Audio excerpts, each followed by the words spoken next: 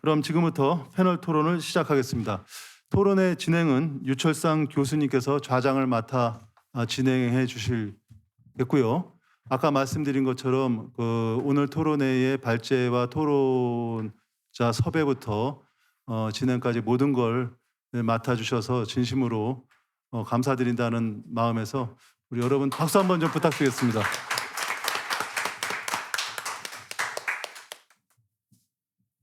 네, 토론을 시작하도록 하겠습니다. 근데 사실은 계획된 시간보다 많이 지체가 돼서 토론 시간을 많이 드리지는 못할 것 같습니다. 하여튼 토론에 앞서 일단 토론자부터 다시 한번 소개해드리도록 하겠습니다.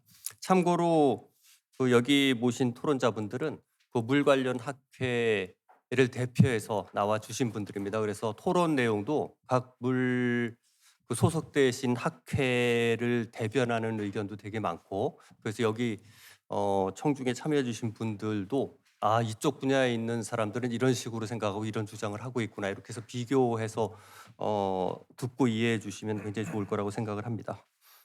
그 순서대로 소개를 드리면, 먼저 상하수도학회 회장을 맡고 계신 권지양 교수님 나오셨습니다. 두 번째는 이제 농공학회를 대표하셔 나오셨습니다. 원래 이제 맹순징 회장님이 나오실 예정이었었는데 딴 선약이 있으신 바람에 못 나오시고 전 학회장이시죠. 김성준 교수님 나오셨습니다. 세 번째로 이제 김수정 교수님 나오셨는데 원래 물공학회를 대표해서 나오신 겁니다. 근데 현재 습작회 회장도 맡고 계십니다. 김수전 교수님 소개드립니다.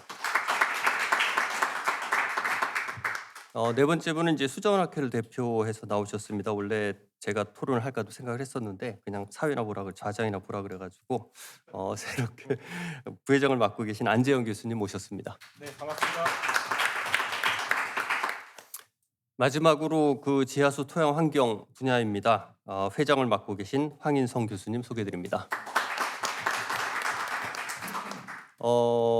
한정혜 위원님께서도 잠깐 말씀해 주셨습니다만 본 토론에는 우리가 통합물 관리라는 것을 통합물 관리라는 거 달성을 해서 뭔가 이렇게 진행하고 있는데 여러 의견들이 이게 지금 제대로 되고 있는 건지 안 되고 있는 건지, 그리고 또 현재 상황으로 보면 기후변화 이제 굉장히 극심한 위기로 다가오고 있고요. 그다음에 미래 신산업이지 이렇게 해서 물과 에너지를 엄청나게 요구하고 있는 산업들이 이제 만들어지고 있는데 과연 우리가 이거에 대한 대비가 제대로 되겠느냐?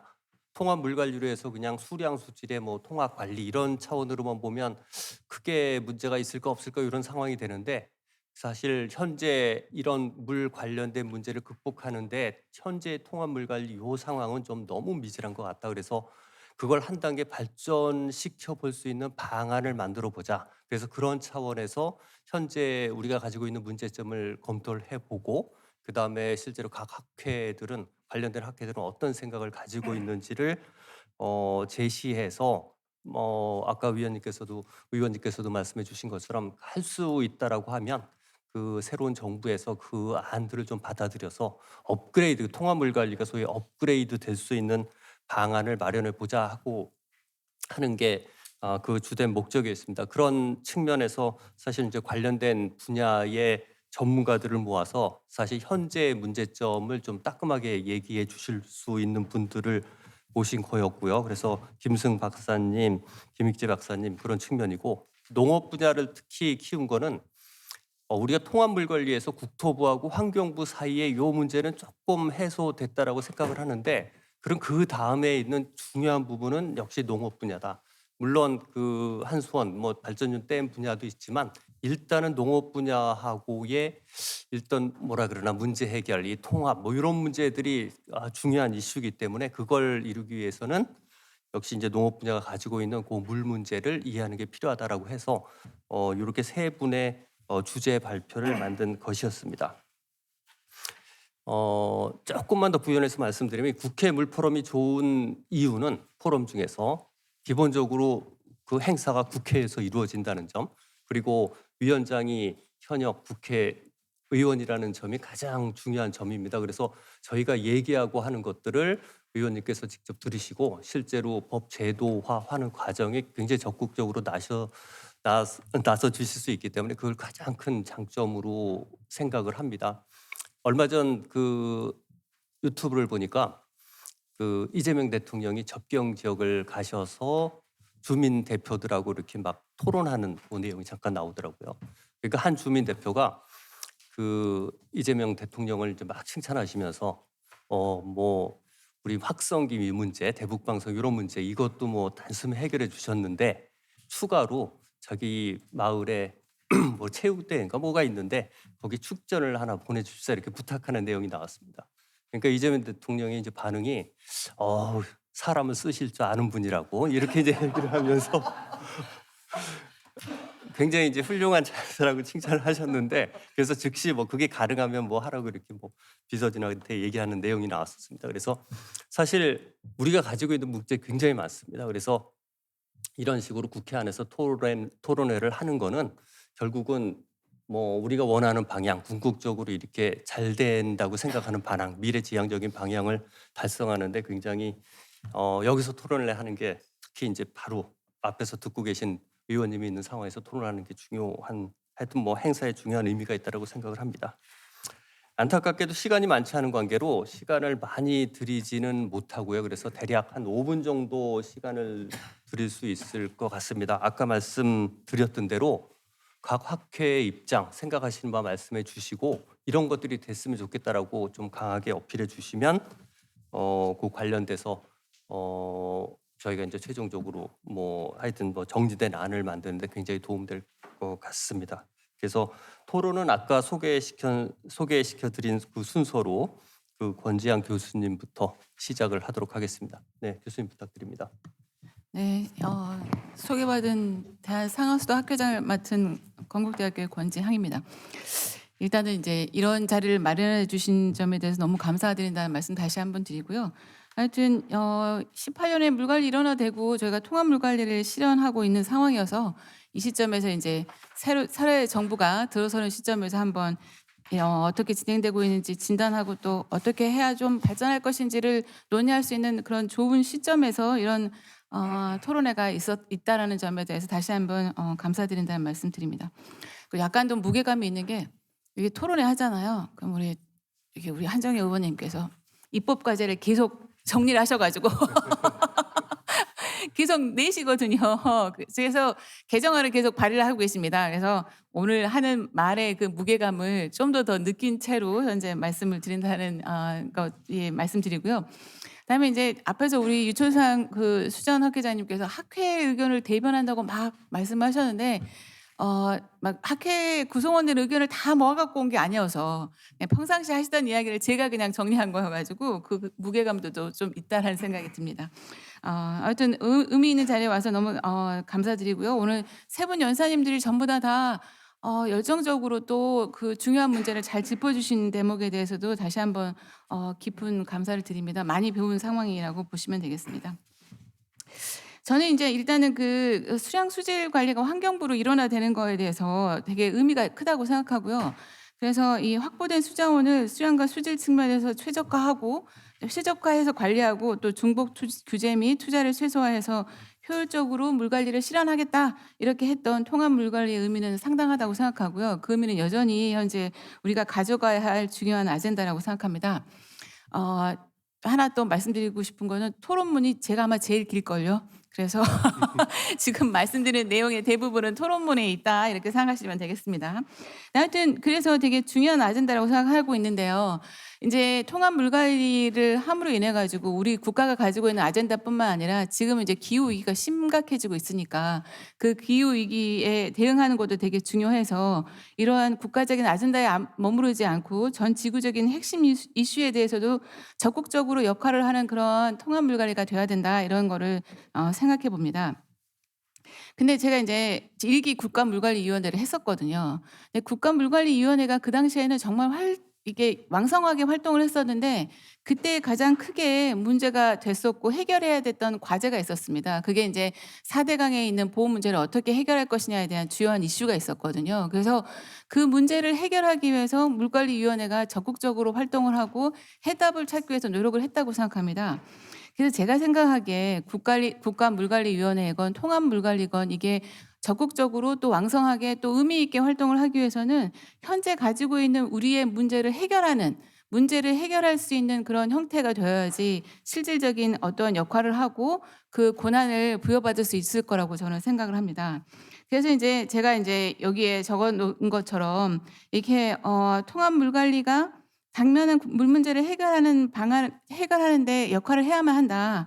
그래서 그거에 대한 그 이익이 눈에 보이지 않건 보이건 간에 국민들의 복지가 향상되고 안전을 확보하는 방안이 돼야 되지 않느냐 이런 생각을 하는 상황이라고 보시면 되겠습니다. 그래서 제가 이제 여러 가지 물 문제들을 한번 검토해 봤습니다. 그래서 검토해 본 물 문제를 보시면은 이게 뒤에 이제 제가 문제점 가장 최근에 많이 언급되고 있는 도시 침수나 싱크홀이나 수질 악화나 또는 공업용수 부족에 대한 문제들을 쭉 정리를 해 봤거든요. 여기 현재 진행하는 내용은 어떻고 현재 우리가 하지 못하고 있는 문제는 어떤 건지를 한번 개선 방안이랄지 아니면 어떻게 제도적으로 보완해야 될지를 한번 정리를 해 봤습니다. 다 말씀드릴 수는 없을 것 같고요. 제가 이제 한 가지만 말씀드린다고 하면은 우리가 이제 공업용수 부족에 대한 이야기를 많이 합니다. 그래서 앞서도 여러 가지 발표에서도 나왔지만 기후 대응점이랄지 아니면 물 재용 확대랄지 이런 것들로 현재는 방향을 잡고 가고 있거든요. 근데 이제 우리 최경숙 교수님이 말씀하셨듯이 수자원으로 활용될 수 있는 게 다양한 게 존재합니다. 그래서 농업용 저수지를 취수원으로 활용하는 방안이랄지 그다음에 농업용 수를 좀 더 관리를 잘하는 방안이랄지 이런 것들은 추가적으로 개선돼야 되는 방안이라고 생각하고요. 그다음에 원래 물관리기본법에서 물관리 기본 계획에 넣었으면 좋겠다고 생각했던 거가 수익군에 대한 이야기가 있었거든요. 저희가 늘 물이 부족하다고 하는데 정말 그 현재 가지고 있는 기득 수익권이 적정하게 되어 있는 상황인 건지 그거를 변경할 수 있는 방안은 없는 건지에 대한 그런 노력이 필요하다고 생각을 합니다. 그래서 이런 것들을 논의하는 것이 결국은 물관리위원회나 통합물관리에서 통합물관리를 통해서 해야 되는 방안이 아닌가 생각을 하고요. 이거를 하기 위해서는 어떤 물관리위원회 우리 김승 박사님도 말씀하셨지만 심의 의결 기능을 강화할 필요가 있다 이렇게 말씀드릴 수가 있겠습니다. 그다음에 또 하나 이제 상하수 쪽에서 꼭 언급하고 싶은 내용이 있는데요. 그건 이제 수질 악화에 대한 내용입니다. 아시다시피 4대 강에 특히 낙동강에 이제 늘 녹조 문제가 여름에는 생기고요. 최근에는 또 과불화물이라는 그런 미량 오염물질에 대한 문제도 있고 또 이게 기후 위기 때문에 수온이 올라감으로 인해 가지고 현재는 수독 부산물에 대한 내용도 많이 현재는 이야기되고 있습니다. 근데 이제 그거에 대해서 열심히 저희도 미량 오염물질에 대한 대응 방안도 입법으로 진행하고 있는 상황인 걸로 알고는 있습니다만은 이런 이 수질 관리하는 거랄지 이런 것들에 대해서 이런 기후 위기의 영향이 얼마나 있는 건지 그다음에 관련한 법의 기후 위기를 어떻게 극복할 것인지에 대한 내용이 입법화되어 있지는 않다라고 생각을 합니다. 그래서 기후 위기 관련한 여러 가지 전반적으로 수질 개선에 필요한 내용들이 이렇게 법에 어쨌든 앞에 기후 위기를 고려해서 제도가 마련돼야 되고 법이 만들어져야 된다라고 명시적으로 표현할 필요가 있다고 생각하고요. 현재는 미량 오염 물질 같은 경우에는 그냥 그 농도로 규제되고 있는데 앞으로는 건강의 위해성들을 같이 고려해서 그렇게 개선돼야 될 필요가 있다고 생각을 합니다. 그래서 이런 것들을 하기 위해서는 상하수도에서만 할 수도 없고요. 하천만 해서도 안 되고요. 결국에는 다양한 물관리 이해 당사자 간의 협력이 필요하다고 생각하고 이런 거에 어쨌든 이 국회 물포럼이건 아니면 통합물관리건에서의 역할이 좀 지대하게 필요한 부분이 아닌가 생각을 합니다. 어쨌든 첫 부분에 말씀드리고 싶었던 거는 물관리 일원하건 통합물관리건 어쨌든 현재 우리가 진행되고 있는 문제를 해결하는 데 역할을 해야만이 그거에 대해서 국민들이 역할을 주시고 또 권한을 주시는 게 아닌가라는 생각을 한다는 말씀입니다. 그다음에 이제 저 뒤에 붙여져 있는 내용은 각각 발제자분들께서 하신 내용에 대해서 이제 토론한 내용이라고 보시면 되겠습니다. 그래서 일단은 김승 박사님께서 말씀해 주신 현 국가물관리위원회 제도에 대한 한계 및 개선 방안에 대한 내용을 너무 잘 들었습니다. 정말 각 나라마다 고유한 그런 상황에 맞춰 가지고 물 관리가 전개되어 오고 있다고 생각을 하거든요. 최근에 이제 제가 얼마 전에 미국의 AWWA라고 수도협회에서 하는 애뉴얼 컨퍼런스를 갔다 왔는데 거기에서 이제 많이 나오는 이야기 중에 하나가 원워터라는 개념입니다. 근데 이게 아까 김지영 의원님께서도 비슷한 이야기를 하시더라고요. 하천수건, 하수건, 상수도건, 지하수건 전부 다 이게 어쨌든 하나의 물이라고 생각하고 통합적으로 관리해야 된다는 이야기를 하고 있었거든요. 그래서 그러한 입장으로 이 물관리위원회에서의 역할이 어쨌든 필요하다는 생각을 하고 있고요. 일본의 경우에는 현재 예전에는 그 후생생에서 수돗물을 관리했었습니다. 근데 작년엔가 어쨌든 국토교통부로 그 관리가 일원화되어 있는 상황이거든요. 그래서 상하수 관리 같은 경우에는 상하수 관리가 어쨌든 국토교통부로 현재 일원화되어 있는 상태다 이렇게 말씀드릴 수 있겠고, 상하수 관리 같은 경우에는 어떤 일관성을 가지기 위해서 이렇게 하나의 정부 조직에서 이 관리를 하고 있다 이런 말씀을 드리고 싶습니다. 그다음에 또 하나 이제 통합 물 관리 정책의 한계와 향후 고찰 부분에서 김익재 박사님 하신 내용은 정말 물 관리 일원화가 과정으로서 이해되어야 되지, 일원화가 됐으니까 결과적으로 성과다 이렇게 생각하면 안 된다는 걸 잘 짚어준 내용이라고 볼 수가 있겠습니다. 그래서 앞으로도 더 열심히 노력을 해야 되는 지속적인 노력이 필요하다는 부분이 필요하다고 생각이 들었고요. 특히 제가 생각하기에 기후 위기가 저희가 이제 종합적으로 기후 위기라고 생각하고는 있지만 유역마다 느끼는 기후 위기에 대한 현상은 각각 다르다라고 생각을 하거든요. 그래서 유역에서 실현 가능한 그런 제도, 유역에 맞는 정책 이런 것들이 수립돼야 된다라고 생각을 하고, 각 유역에서 수량이나 물환경 또 상하수 쪽에서의 전문 영역 간의 그런 기술적인 부분이 시너지를 얻어낼 수 있는 형태로 그렇게 정책이 추진됐으면 좋겠다 이런 말씀드립니다. 그다음에 이제 마지막으로 너무 시간을 많이 써서 죄송합니다만 이제 마지막으로 추가하고 싶은 거는 아까 이제 우리 김승 박사님께서 먹는 물 관리를 보사부에 있었던 거를 환경부로 이전함으로 인해 가지고 여러 가지 문제점이 있는 걸로 말씀을 하셔서 그래서 추가 부연을 하고 싶습니다. 이게 이제 환경부에서 먹는 물 수질 관리를 할 때 결국은 취수원 관리가 가능해야 했었거든요. 근데 취수원인 하천 관리가 그전에는 국토부에 있다 보니까 약간 그게 전반적으로 다 해질 수가 없는 상태여서 그래서 한계가 있었던 게 아닌가라는 생각이 들고요. 지금처럼 이제 환경부에 하천 관리가 왔고 그 하천을 상수원으로 인식을 하고 상수원 관리를 좀 더 열심히 한다라고 하면 그렇다 먹는 물에서의 여러 가지 문제점을 좀 해결할 수 있지 않을까 하는 생각을 해봅니다. 이상입니다. 감사합니다.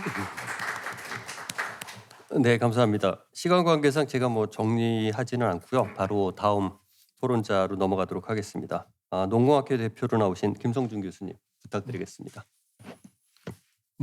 오늘 그 제목에 맞게 통합물 관리를 향한 법제도적 개선을 위해서 두 가지만 말씀을 드리겠습니다. 먼저 첫 번째, 우리 국회에서 2018년에 물기본법, 물산업법을 잘 제정해 주셔서 국가물관리위원회도 이제 2기가 거의 끝나가고 그 관련된 정부 부처나 기관에서 상당히 노력을 많이 해온 건 사실입니다. 그렇지만 조금 더 이 시너지를 발휘하기 위해서 김승 박사님께서 이제 제안하신 것처럼 저도 뭐 국가위원회 1기를 하면서 총 3번의 전체 회의를 했었는데요. 할 때마다 말씀을 드린 게 있습니다. 1기에서 제일 중요한 거는 지원단에서 사무국으로, 그러니까 말씀하신 것처럼 이제 행정위원회의 역할이 중요하다. 그 권한이 있어야 통합물 관리가 제대로 간다라는 걸 총리 3분께 다 말씀드렸었습니다. 원래는. 예? 김부겸 행안부 장관이셨는데 총리가 되셨는데 못하셨기 때문에 좀 해달라고. 그럼에도 불구하고 그게 어려운가 봐요. 그 행안부에서, 그러니까 우리 기본법 내에는 사무국을 둔다 이렇게 돼 있어서 행안부에서 이제 권한을 주기만 하면 되는 것 같아요. 근데 이제 그게 어렵다. 그러면은 조금 다시 한번 이제 한정혜 회장님께 부탁드리는 거는 국회에서 법을 조금 개정해서라도 행정위원회로 사무국을 해주시면 좋지 않겠나 이런 생각이 듭니다. 지금 물포럼에도 부회장님도 많이 계시고 조금 더 모으셔가지고 그걸 해주시면 좋겠다 라는 생각이 듭니다. 그래야 지금 사무국에는 지원단에는 농림부 다른 부처의 농림부 한 분 파견이 나와 계시는 수준이거든요. 그래서 거의 뭐 환경부 조직에 해당하는 거라 한계가 있을 겁니다. 그런 생각이 들고요. 두 번째로는 무엇보다도 정보가 중요합니다. 정보, 그게 각 부처별로 무슨 일들을 하는데 어떤 일들을 하는지 그거를 파악하기 위해서는 정보가 정보 공유가 중요합니다. 그래서 공유 통합 정보 시스템을 만들었다고는 하는데 여기 뭐 있더라고요. 국가 통합 물관리 정보 플랫폼 물모아 이거는 방향이 잘못됐다. 이렇게 그냥 뭐 기존에 뭐 기관별로 가지고 있는 시스템을 다 모아놓은 수준으로 해서는 공유가 되는 것도 아니고 조금 새로이 생각을 할 필요가 있다. AI 시대에 무슨 뭐 플랫폼 개발하는 거가 진행이 되는데 굉장히 많은 돈을 투자를 하지만 그 AI를 제대로 맥시멈으로 전 세계적으로 맥시멈으로 활용할 수 있는 분야는 물입니다. 그 물 분야에서 최고로 시공간적으로 활용을 할 수 있고 또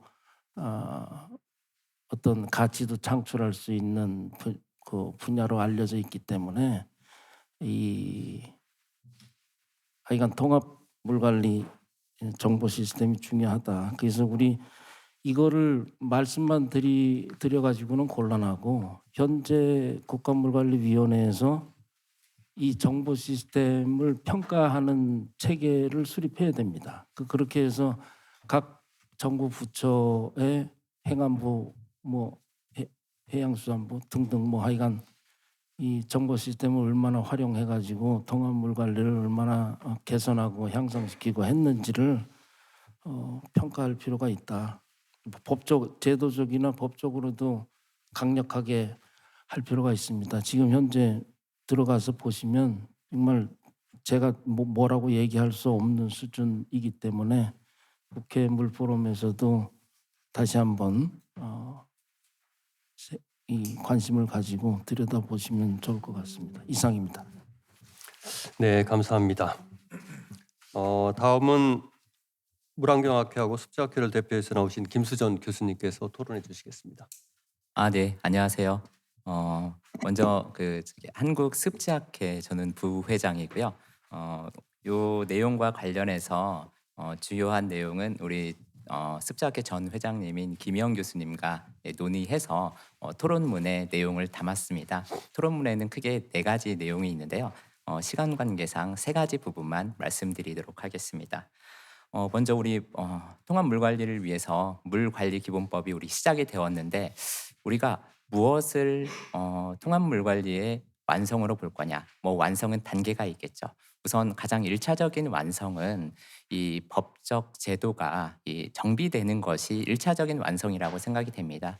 그 부분 속에서는 그 물관리 기본법 이하 하위 법들이 다 통합 물 관리를 위한 내용으로 재정비가 되어야 하는데 김승 박사님 말씀해 주신 내용 또 김익재 박사님 말씀해 주신 내용 뭐 제도 정비 한계 지금 분명히 있습니다. 그래서 이런 법들은 있는데 그것을 우리가 이제 잘 진행이 되지 않다 보니 실행법으로서 뭐 물순환 촉진 법을 만들어서 지금 하고 있죠. 네. 그런데 사실은 각 부처의 담당자들이 왜 이렇게 제도와 관련한 내용들에 대한 개선이 이렇게 미비한가, 부진한가에 대한 부분 살펴보면은 사실 거기에서도 어떻게 해야 될지를 지금 혼란스러워하는 상황인 것 같습니다. 네. 그래서 앞서 김승 박사님께서 좀 좋은 의견을 좀 주셨습니다. 그 부분 속에서 그 물관리위원회를 위상을 좀 격상시키는 부분, 그 안에서 실질적으로 제도 개선팀이 구성이 되어서 이 제도 개선팀이 큰 그림을 가지고 각 하위법들을 좀 조정해 나갈 수 있는 방안이 마련되면 좋겠다라는 생각을 좀 했습니다. 그리고 다음으로 이렇게 법 제도가 만들어진다 하더라도 실질적으로 현장에서는 우리 각 계획에 의해서 움직이게 되는데요. 현재 그 계획에 의해서 움직일 때 주요한 목표들은 각각의 지표들을 가지고 설정을 하게 되어 있습니다. 대표적으로 뭐 우리 하수도 분야에서는 하수도 보급률, 그리고 상수도 보급률, 그리고 뭐 하천 정비율을 가지고 우리가 어떤 목표를 가지고 이렇게 설정을 하는데요. 이러한 지표들이 사실은 우리가 경제 개발을 하기 시작한 그 단계에 설정한 지표들입니다. 현 단계에서는 이 지표들이 또 맞지가 않습니다. 네, 그래서 특히 그러면 어떤 지표로 설정을 해야 되느냐? 사실 그렇습니다. 예전에는 우리가 어떤 관리를 할 때 효율성 중심으로 해왔었습니다. 네. 하지만 특히 물 관리 부분에서는 더 이상 이 효율성 중심의 지표는 참 의미가 없다라고 판단이 들거든요. 최근에 기업들의 사례를 봐도 그렇습니다. 기업들이 어떤 기업이 좋은 기업이냐? 네. 이윤을 많이 창출하는 기업이 좋은 기업이냐?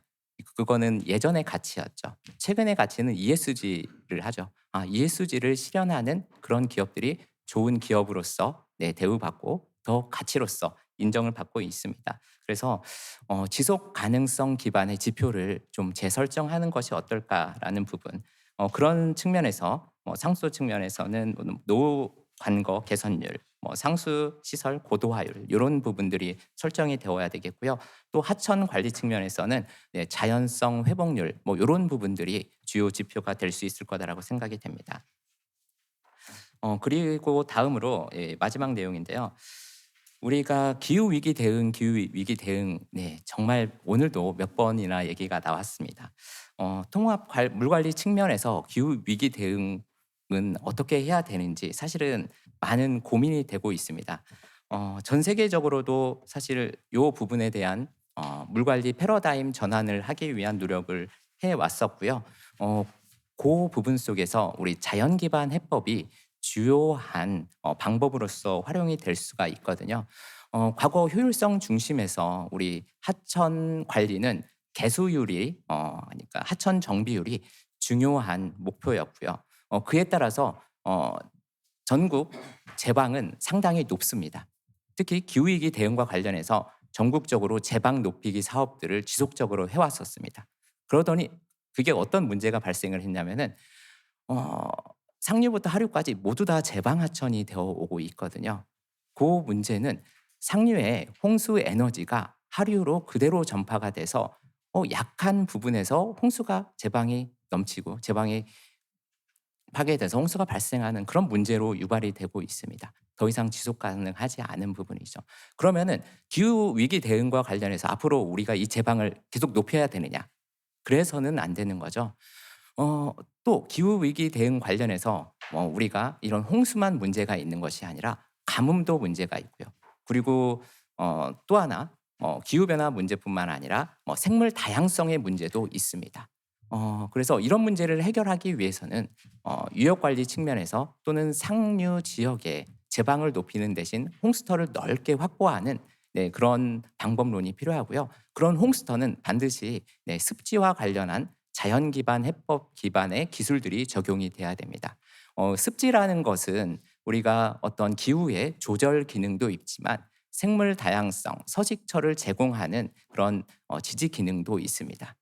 그래서 우리가 앞으로는 이러한 NBS 자연 기반의 방법을 통해서 통합 물 관리를 실현을 해야 되는데 저희가 작년에 국가물관리위원회 여기 배덕규 교수님 계시지만요, 위원장님 계시지만 관련해서 통합 물 관리 실현을 위해서 자연 기반 해법을 어떻게 적용을 해야 되는지에 대한 보고서를 국가물관리위원회 용역을 통해서 발간을 했었습니다. 그 내용이 그 홈페이지에도 있거든요. 그 내용 좀 참고 좀 해주시기를 바랍니다. 그래서 자연 기반 해법은 제가 최종적으로 말씀드리고 싶은 것은 통합 물 관리를 위한 그 촉매제의 역할을 할 수 있다라는 부분 마지막으로 말씀드리면서 마치겠습니다. 이상입니다. 네, 감사합니다. 그럼 다음으로 수자원학회를 대표해서 나오신 안재현 교수님께 토론 부탁드리겠습니다. 네, 안녕하세요. 수산학회 부회장을 맡고 있는 안재현입니다. 통합 물관리가 진행되는 와중에서 저희 수산학회 학회지에는 그와 관련된 그 학회 회원들의 여러 가지 이제 글들, 기고들이 있었습니다. 그래서 제가 오늘 이 토론을 참석하기 위해서 또 학회 의견을 대표하는 차원에서 관련된 의견들을 좀 정리해보고 그 의견들을 좀 요약해서 말씀을 드리도록 하겠습니다. 아시겠지만 그 과거 건설부죠. 1990년까지 건설부에서 물 업무하고 그다음에 제해 업무까지 다 가지고 있었는데 90년 한강 대홍수 이후로 이제 제해 업무는 내무부로 이관이 됐고요. 또 아까 김희재 박사님 발표에 있었던 것처럼 낙동강에서 여러 차례 수질 문제가 생기는 게 이제 큰 이유가 돼서 94년에 수질 관련 업무, 상하수도 업무가 다 환경부로 넘어가게 되면서 따지고 보면 원래는 아까 먹는 물은 일부 좀 보건복지부 일이겠지만 전체적으로 큰 틀은 건설부에서 가지고 있던 모든 업무가 이제 수량은 국토부, 그다음에 수질은 환경부, 그다음에 제해 업무는 이제 지금의 행안부로 이렇게 나눠지게 이제 됐었고요. 그러다 보니 또 여러 가지 의견들이 있으면서 2018년에 상당히 많은 안들이 있었습니다. 그래서 그 어느 쪽으로 통합 물관리의 어떤 방향이 정해질지 참 궁금했었는데 당시 정치적 상황이 여러 가지 좀 급하게 진행된 내용들이 있었기 때문에 좀 예상과는 좀 다른 어떤 방향으로 국가 물관리 일원화가 이제 진행이 된 바가 있습니다. 예를 들어서 그 당시에 나왔던 안을 보게 되면 만약에 환경부의 물 업무가 국토부로 넘어가게 된다고 한다면 거기에는 국가물관리위원회라고 하는 조직에 대한 고려가 없었습니다. 어차피 물관리 업무가 환경부로 넘어가는데 물관리위원회에 대한 그 필요성을 느끼지 못했던 거죠. 다만 그대로 국토부에는 수량이 남고 수질은 환경부에 남아 있다라고 한다면 어떤 그 두 가지를 조정할 기능이 필요하겠다. 그래서 이제 그 대안으로 국가물관리위원회가 이제 제시가 됐던 상황입니다. 그런데 좀 굉장히 의아하게 당시 2018년에 그 정부 조직법만 개정을 해서 국토부의 수자원하고 하천 업무만 환경부로 넘어가면 그냥 될 거였는데 거기에 추가해서 물관리 기본법이 제정이 되면서 국가물관리위원회가 생기게 되버리게 됐습니다. 그러다 보니 국가물관리위원회의 이제 역할이나 위상에 상당히 이제 좀 기존의 생각하고는 달라진 부분이 생기게 돼버린 거죠. 그래서 그렇게 되고 당시 지금은 좀 개정이 돼서 변하긴 했지만 물관리 기본법의 내용을 보게 되면 안타깝게도 국가물관리위원회의 설치 기능, 그다음에 국가물관리 기본계획의 수립 등등. 그래서 당시에는 학회 회원들의 의견에는 이건 물관리 기본법이 아니라 국가물관리위원회의 설치 및 운영에 관한 법이 아니냐라는 얘기가 나올 정도로 상당히 그 당시 이제 초창기의 어떤 국가물관리위원회에 관련된 법이나 그런 어떤 위상에 대한 논란이 있었던 건 사실입니다. 따라서 이제 그런 어떤 와중에 이제 세월이 지나고 또 여러 가지 그 문제에 대한 어떤 고려가 좀 필요한 상황이 되다 보니 오늘 김성 박사님께서 지금 상황에서는 이 위원회를 행정위원회로 좀 바꾸고 거기에 어떤 역할을 좀 줘야 되지 않겠냐라는 의견을 주신 것 같습니다. 제 생각에는 그 김성 박사님이 주신 그 여러 가지 안 중에 가장 눈에 띄는 그 대목은 주요 기능의 물 관련 예산의 부처 간 예산 배분 협의와 조정 및 우선순위 결정, 그다음에 대규모 물 관련 사업의 타당성 사전 검토 승인 및 조정에 관한 사항 등이 포함되어 있습니다.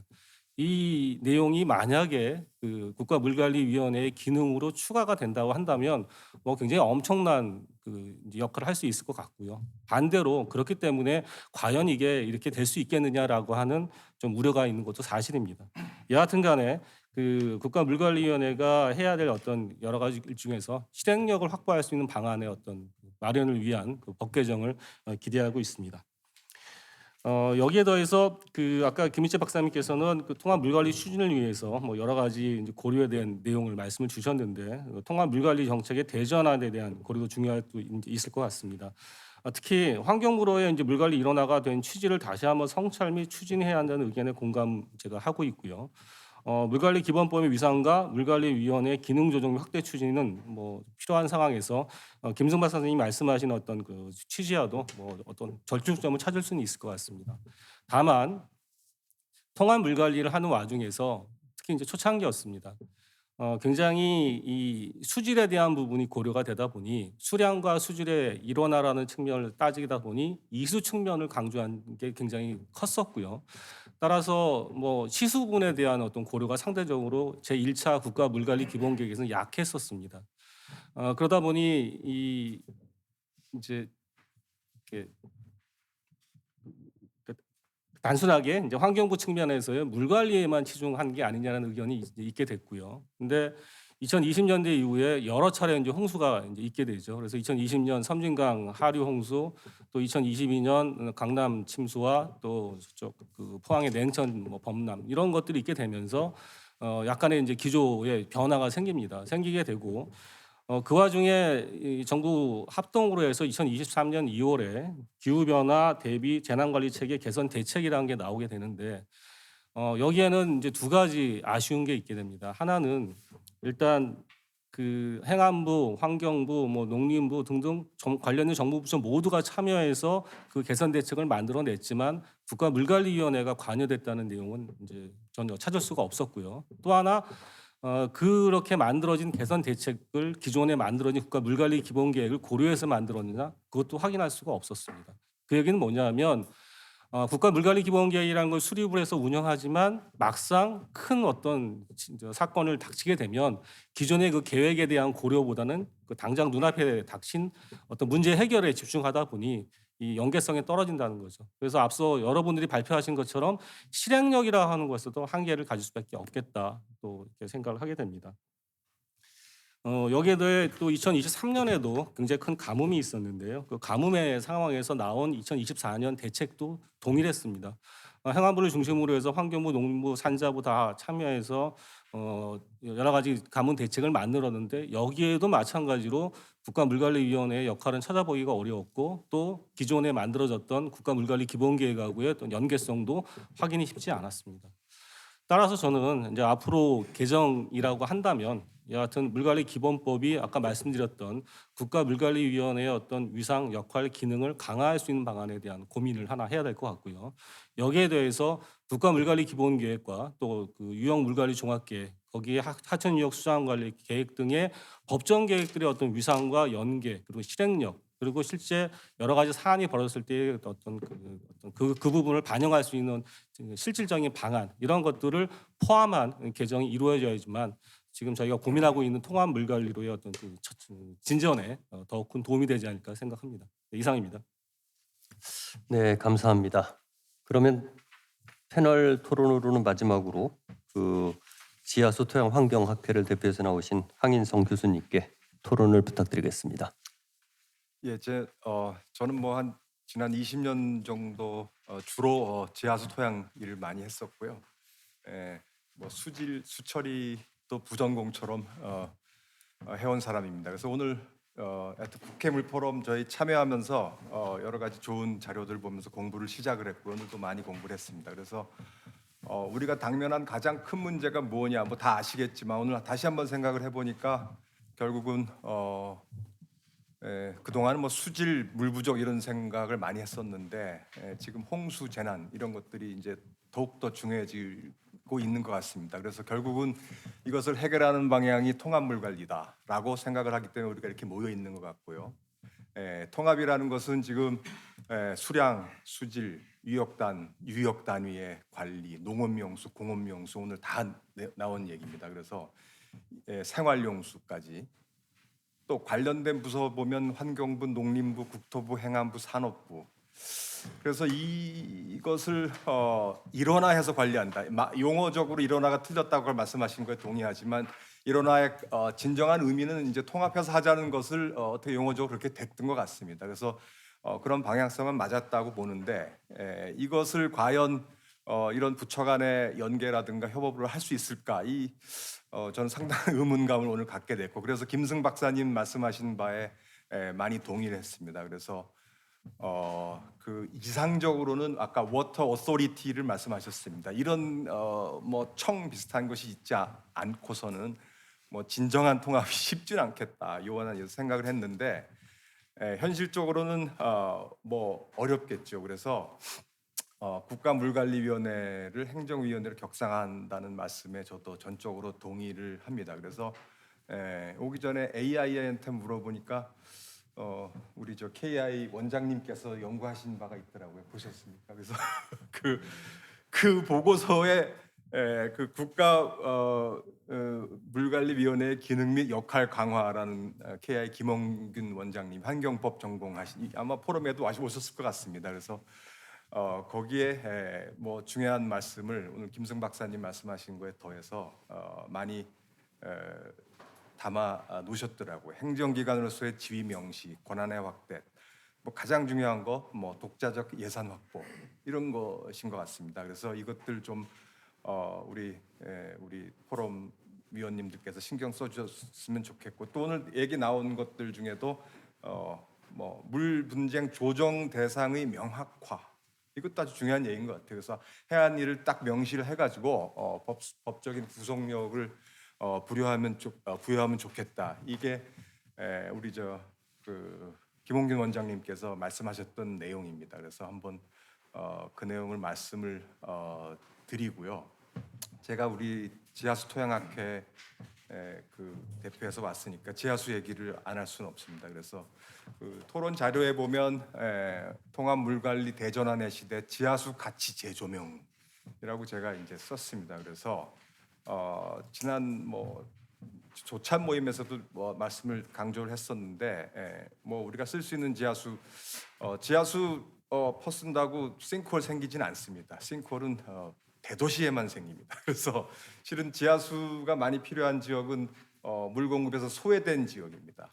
농촌 지역, 어촌 지역, 산촌에도 지하수가 나오죠. 우리 약수터 갑니다. 그래서 그런 것들에 대한 인식을 하자라는 말씀을 드렸고요. 그래서 오늘 그 농업용수 전에도 봤던 데이터인데 이제 농업용수 말씀하셔서 다시 한번 데이터를 한번 토론 중에 찾아봤습니다. 그래서 농업용수 사용률이 지금 우리나라 전체 이 데이터가 아까 왔다 갔다 하는데 환경부 자료로 보면 64%입니다. 그래서 그것이 지금 적절하게 사용하지 못하고 있다라고 지금 우리 최 교수님께서 말씀하셨습니다. 그래서 그 부분 상당히 지금 물 관리에서 중요한 것 같습니다. 그래서 이렇게 우리 농업 분야하고 환경 분야, 건설 분야 분들이 이렇게 다 모여 있는 이 자리에서 이런 것에 대한 그 중요성을 인식을 하고 그게 64%인데 이것들 우리 활용해야겠다.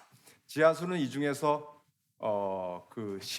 전체 물 중에 10%입니다. 그래서 지하수 우리 전문가분들은 한 10배까지 쓸 수 있다고 하니까 2배 정도만 늘려도 일단 물 부족 문제는 해결할 수 있다고 봅니다. 그래서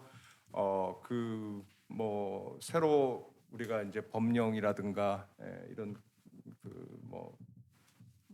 비슷한 그런 부분에 지하수 지표수 균형 활용 이런 용어들을 좀 넣어서 지하수에 대한 좀 인식을 좀 새로 했으면 한다라고 지금 말씀을 드리고요. 아까 말씀드린 대로 소외된 지역에서 가용했을 수 있는 것들이 아까 말씀드린 이제 그 농업용 경수지 그리고 지하수입니다. 그래서 물 복지를 위한 지하수 또는 현 정부 기조하고도 일치하는 것 같습니다. 모두를 위한 물 이것은 세계 물협회에서도 많이 쓰는 말이죠. Water for all 좋은 말인 것 같습니다. 그래서 선언적으로 이런 용어들을 좀 넣어서 기존의 우리 전통적인 그런 관로에 의한 물 공급뿐만 아니라 관정이면 아시다시피 수십만 수백만 개가 있습니다. 그것이 관리하기 쉽지가 않은데요. 그런 것들에 대해서 좀 더 관심을 가져줬으면 하고요. 제가 또 시간 관계에서 하나만 더 말씀을 드리면 재난 관점에서 보면 역시 신속하고 안정적으로 공급할 수 있는 것이 지하수입니다. 땅 안에 들어 있으니까요. 그래서 그 기존에 여러 가지 확보된 지하수 관정들에 대해서 조사를 해가지고 재난 시에 어떻게 쓸 수 있는지 이런 것에 대한 그런 고려가 이루어지면 좋겠다라는 말씀으로 오늘 발언하겠습니다. 감사합니다. 네, 감사합니다. 사실 저한테 이제 할당된 시간은 거의 끝이 난 것 같은데 그래도 청중에 배덕효 위원장님이 계신데 안 하시겠어요? 시간이 없어가지고 딱 한 명만. 혹시 다른 분 간단하게 뭐 코멘트? 네, 이동률 박사님. 네.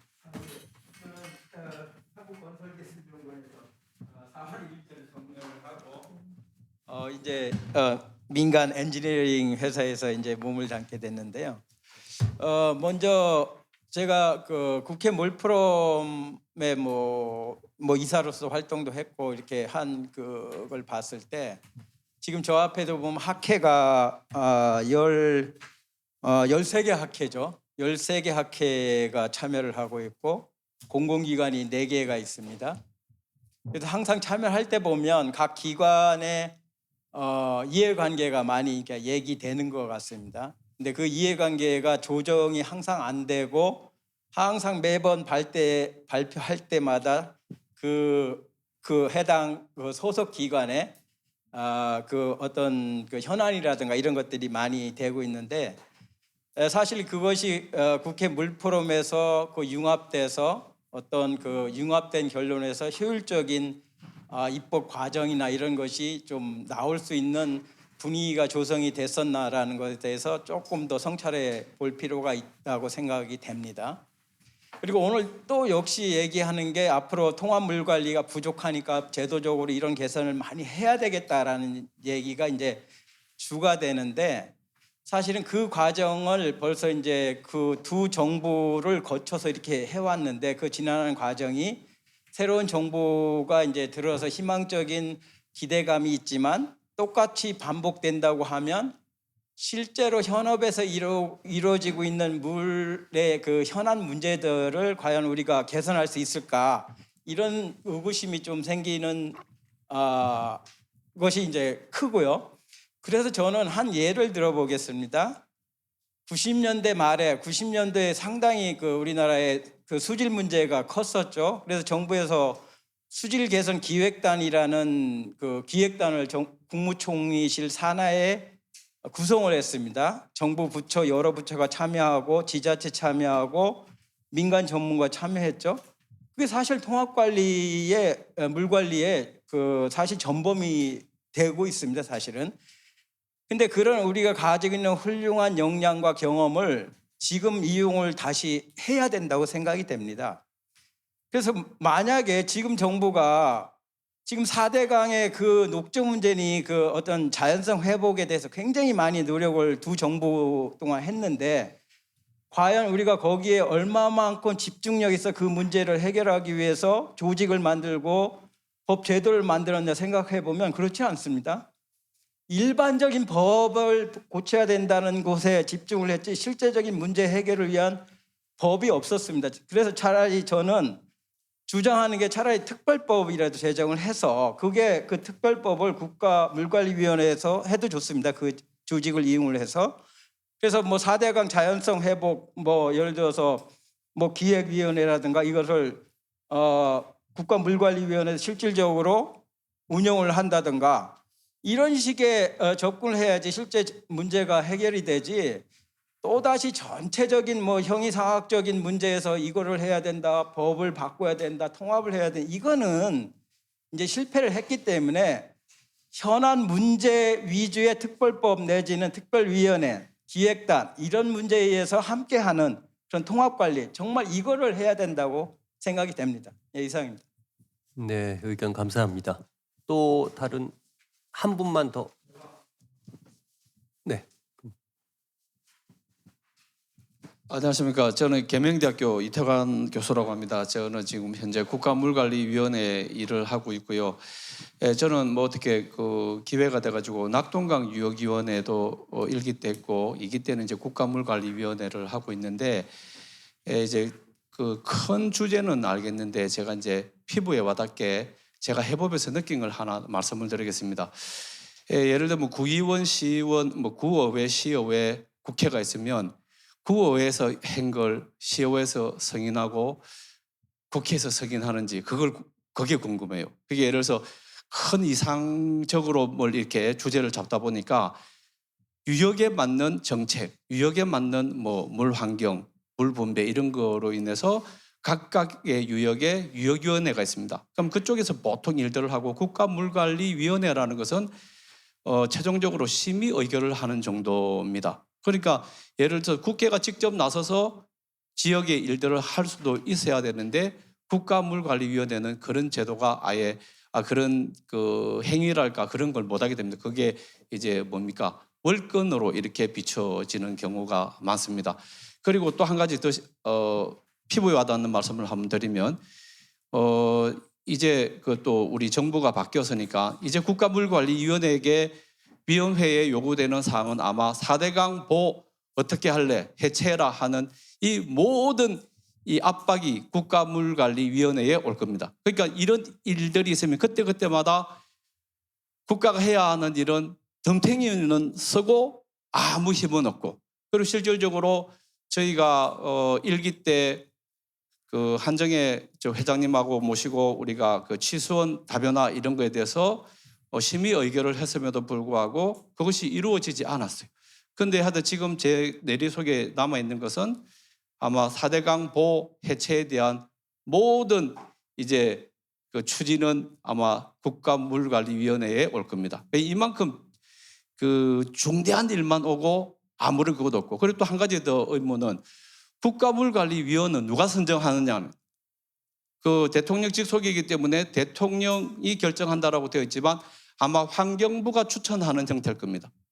그러니까 그들의 그 따름에 잘 쉬운 사람들이 되나 하는 이런 의구심도 가지게 됩니다. 그래서 이런 부분에 대해서 저희들이 좀 한번 구상을 해봐야 되고, 저희가 아까 그 김성 박사님께서 좋은 그 뭐 이렇게 그 예산 분야에 대해서도 이야기했는데, 저희들이 살기 위해서 생각했던 게 수계관리기금 이런 거라도 우리가 조금 어떻게 조정할 수 있는 권한이 올까? 그런 거로 지금 한 5년째 아마 지금 하고 있을 건데 아무런 그게 없어요. 그러니까 실질적으로 말씀 들으시는데 그리고 우리 국가물관리위원회 할 수 있는 게 뭐 있습니까? 안건이 오늘 바로 옵니다. 오늘 와서 오늘 바로 심의 의결을 해야 돼요. 환경부가 올리면 하는 거 이런 겁니다. 그러니까 저희가 할 수 있는 게 아무것도 없습니다. 그래서 이런 걸 제도적으로 뒷받침이 좀 돼야 되지 않겠냐 하는 거 하나 하고, 그다음에 아까 우리 김익재 박사님 말씀하신 것 중에 하나, 이거 질문이 아니고 시간이 없으니까, 그러면은 우리가 1960년대부터 상수원보호구역이라는 개념이 만들어져서 2000년대부터 열심히 해왔다.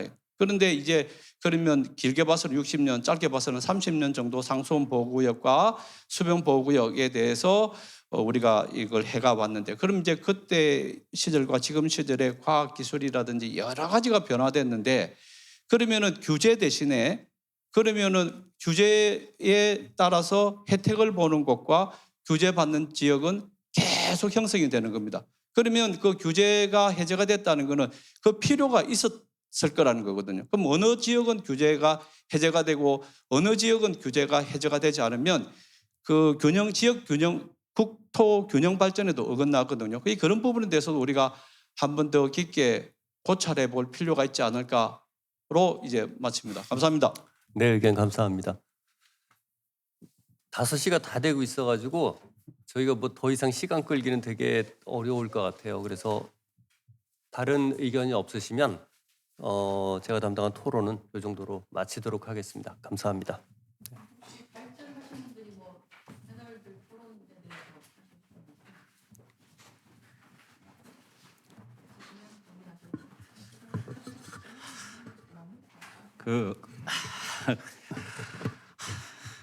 물론 얘기할 게 뭐 굉장히 많습니다.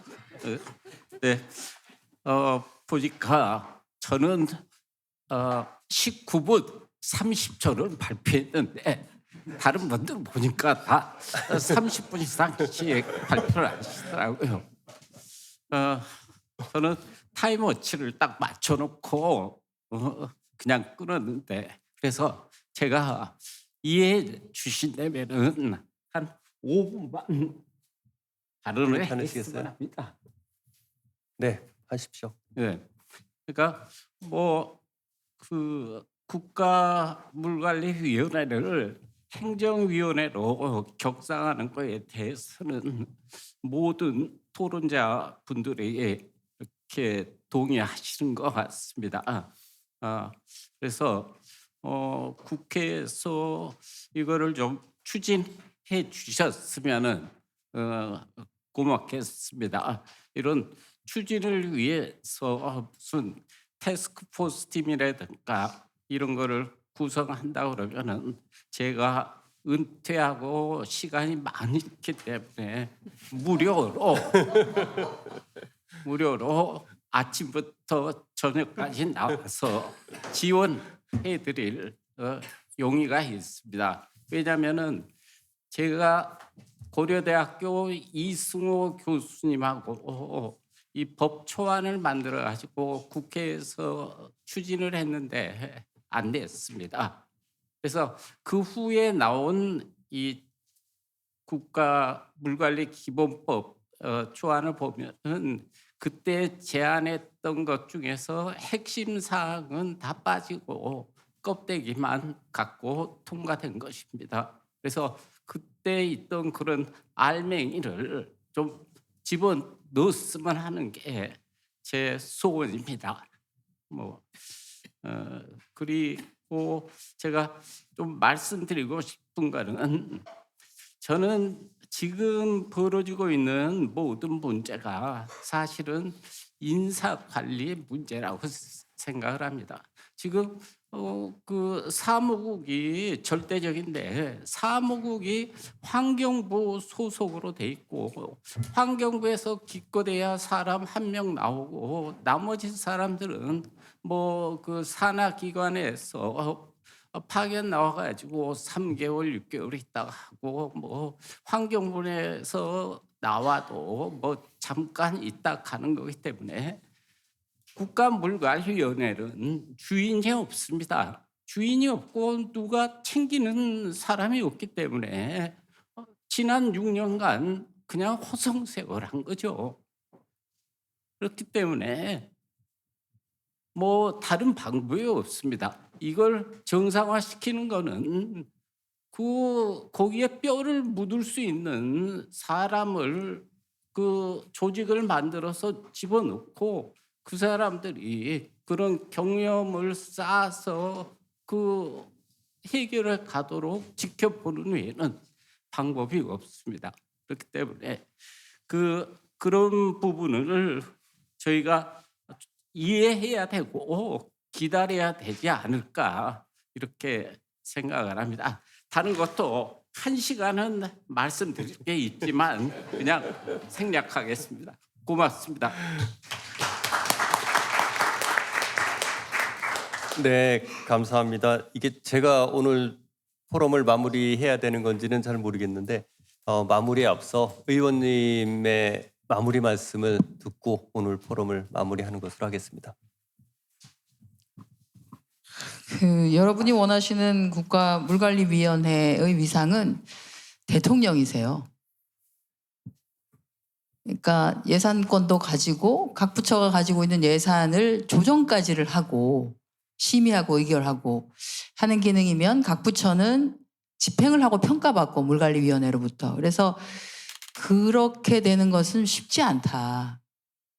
그러니까 물관리위원회가 어떻게 탄생을 했는가를 한번 보셔야 될 것 같습니다. 처음에 물관리기본법이 만들어질 때 여전히 국토부에 하천이 있고 그 상태에서 관리를 환경부로 넘긴다라고 하는 차원에서 조정의 이렇게 된 상태가 이게 통합 물관리는 아니지 않냐라고 하는 차원에서 하천이 이관되지 않을 때 하천의 순기능이 국토부에서 통 떨어져서 이관되지 않을 때 그걸 조정하기 위한 무언가가 있어야 한다. 왜냐하면 여전히 각 부처에 산지하고 있으니까. 그렇게 해서 국가물관리위원회가 탄생하게 된 거거든요. 거기다가 뭐였냐면 유역일을 어쨌든 활성화시키자. 물과 관련한 갈등이 일어나고 있는 것은 현장인데 그 현장의 갈등 기능이 전혀 어딘가로 소통할 수 있는 단계가 없는 것, 지자체가 굉장히 많이 관련되는데 그 지자체의 요구들이 이렇게 집약되고 모아내고 조정해내고 하는 기능이 없는 부분에 대한 답답함이 또 있었던 것이죠. 그러니까 사실 유역위에 대한 요구가 많았고 유역위는 다 있는데 전체 유역위를 정리하는 데는 또 있어야 되는 거 아닌가? 이렇게 해서 만들어진 차원이 있는 것도 있습니다. 그 뭐 국가 물관리 이게 물관리 기본법 통합 물관리가 시작되고 벌써 8년이 횟수로 보면 그렇게 지났는데 뭐가 제대로 여전히 안 되는 것 같다라고 하는 생각은 있으실 수 있을 것 같아요. 왜냐하면 여전히 분산되어 있는 부분이 있고 일정 부분은 되는 게 있지만 그러면 지금 이제 국가 물관리위원회가 하는 것 중에 우리가 그럼 신경 못 썼던 건 아까 우리 황인성 회장님 말씀해 주시는 것 중에 예를 들어서 유여기 차원에서 물 부족과 관련한 부분들이 있는 게 있는데 거기에서 개발 가능한 지하수와 관련한 부분에 있어서는 예를 들어서 국가물관리위원회 차원에서 해당 유여기에다가 의견을 주거나 한 것들은 있는가 또는 해당 유여기에서 그 부분에 대해서 과연 고민해가지고 이거는 이렇게 해야 되겠다라고 해서 전체적인 물관리 차원에서 국가물관리 차원에서 의견을 내고 그거를 차라리 부처에다가 던지거나 한 것들은 있는가 뭐 그런 것들도 좀 살펴봐야 되는 거 아닌가 생각되거든요. 우리가 지금 통합물관리를 얘기하는 것은 지표에 있는 물만 가지고 얘기를 하고 있어요. 지표에 있는 물을 가지고 이쪽은 부족하고 저기는 남는데요. 그다음에 처리된 물은 어떻게 되는데요? 라고 하는 걸 가지고만 얘기하고 있는데 그게 아니라 어쨌든 개발이 가능한 지하수와 관련한 부분도 이제는 넣어가지고 물관리 차원에서 얘기를 해야 될 것 같고 저는 국가물관리위원회의 위상을 강화하고 그 위상의 강화 과정에서 심의 기능과 의결 기능을 강화시킬 필요는 있다고 생각합니다. 그러니까 지금 우리 이태관 교수님 말씀처럼 당일날 갔더니 당일날 의결 안건을 주고 그 안건에 대한 단어 하나 제대로 읽어보기 전에 그냥 결정을 해버리는 이런 구조는 진짜 잘못된 거죠. 이렇게 하는 것은 잘못됐다고 보고 그렇게 하지 않기 위한 제도적인 법적인 개선 방안은 반드시 필요하다고 봐요. 그리고 다른 것들을 제한하기 위해서는 국가물관리위원회 자체적으로 연구하고 용역하고 할 수 있는 사무의 기능도 필요하다고 봐집니다. 그런데 이제 거기에다가 너무 크게 예산권과 그 조정권까지를 예산권을 집어넣는 건 보시기엔 와 이거 엄청나게 이게 행정기구로서 세지기 때문에 이거 너무 정말 좋을 것 같아라고 하지만 가능하지는 않습니다. 지금 구조에서. 그래서 우리가 목표는 있지만 해나가는 차원에서 아시겠지만 뭐를 하나를 할 때 이제는 소통하지 아니하고 협력하지 아니하고 같이 가지 않으면 안 가집니다. 통합물관리가 90년대에 얘기가 됐는데 왜 이게 2018년에 이루어졌겠습니까? 안 되는 이유가 그냥 각 정부에서 대통령들이 다 이거 필요하다고 얘기했었잖아요. 대통령이 필요하다고 했는데 왜 안 됐겠어요?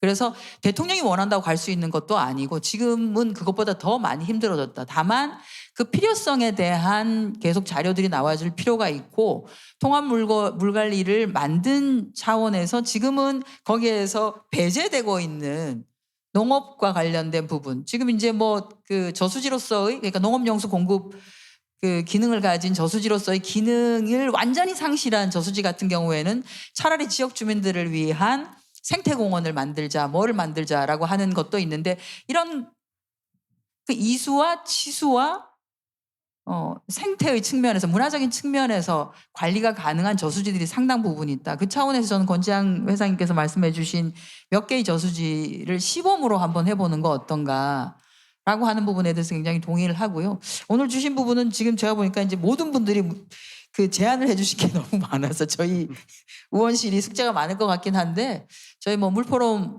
그 의원님들 많이 계시고 하니까 좀 나눠가지고 논의를 하고 해서 개선안을 좀 만들어 보도록 하겠습니다. 그렇게 하는데 왜 내가 얘기했던 대로 잘 안 되지라고 하시지 마시고 그게 그렇게 될 것 같았으면 옛날에 다 됐다.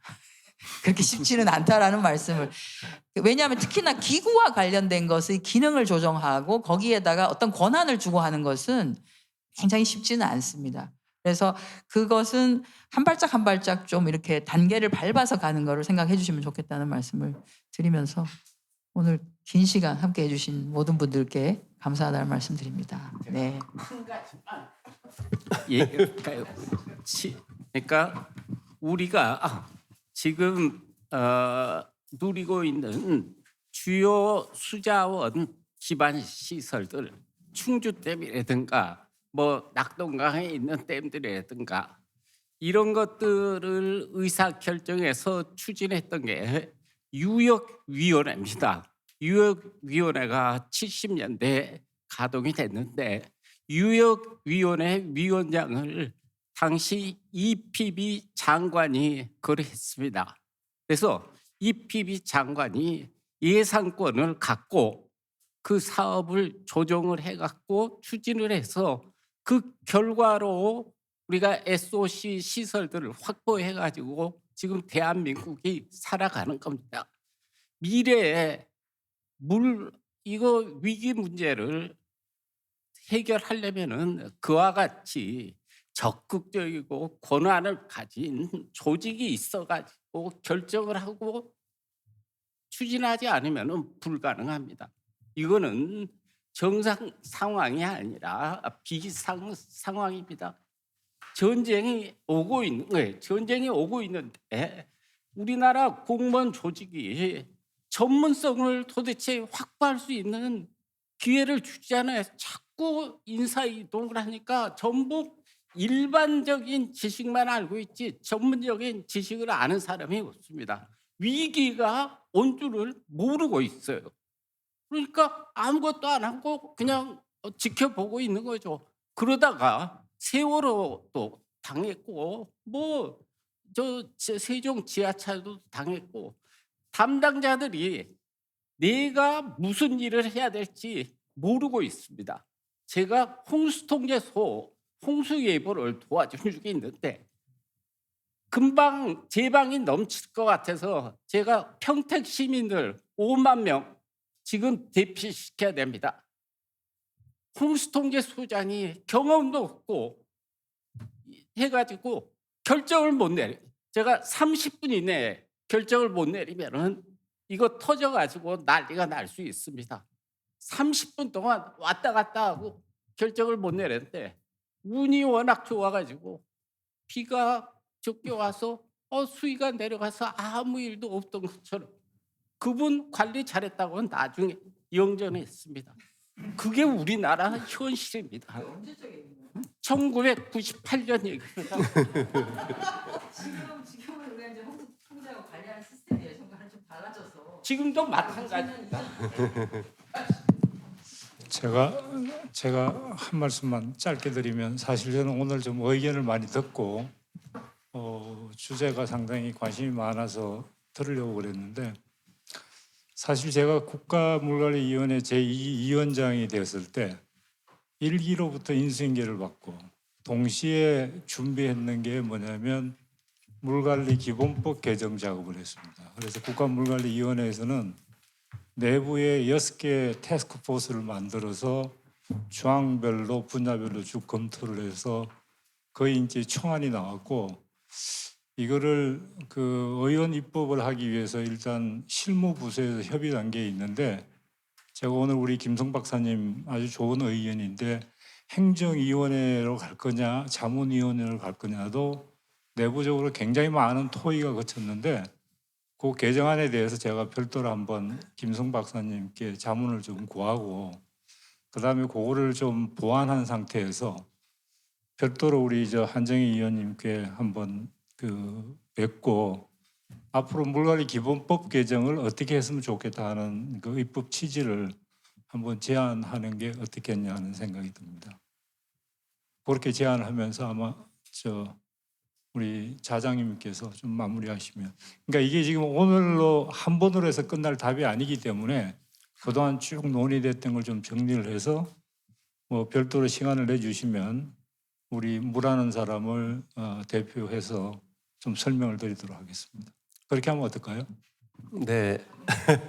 네, 감사합니다. 사실 이 한 번의 토론회, 포럼으로 해가지고 이 문제가 잘 정리되고 사실 방향성이나 이런 것들이 결정될 거라고 사실 생각 안 하고요. 저희도 기본적으로 세 번의 포럼을 계획을 했었고 그래서 10월 말이나 11월 초까지 3번 관련된 주제로 포럼하는 거로 계획을 했습니다. 그래서 오늘은 그 첫 번째 포럼을 진행한 겁니다. 그래서 8월 말쯤이나 해가지고 이제 두 번째 7월은 이제 휴가철이고 해가지고 그때쯤 이제 다시 토론회를 이제 진행하게 될 텐데 그때도 많이 관심 가져주시고 참여해 주시면 감사하겠습니다. 그래서 오늘 토론회는 이것으로 마치도록 하겠습니다. 감사합니다.